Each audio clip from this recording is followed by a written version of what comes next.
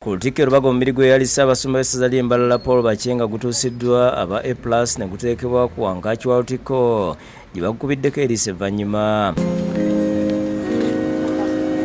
Kwasiddwa bwanamukulu Father Kirizi Mayanja n'abasaseredoti abalala ne guyingizibwa mu lutikko nga basoose kuganzikako olugoye olweru, ekitabo ekitukuvu, omusaalaba n'ebirala.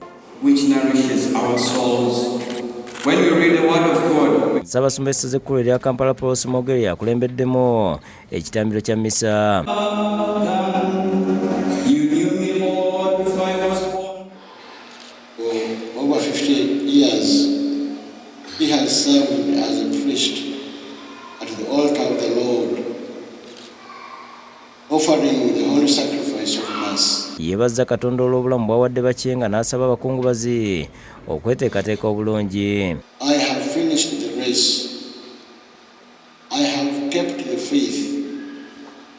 From now on, the crown of righteousness awaits me, which the Lord, the just judge, will award to me on that day.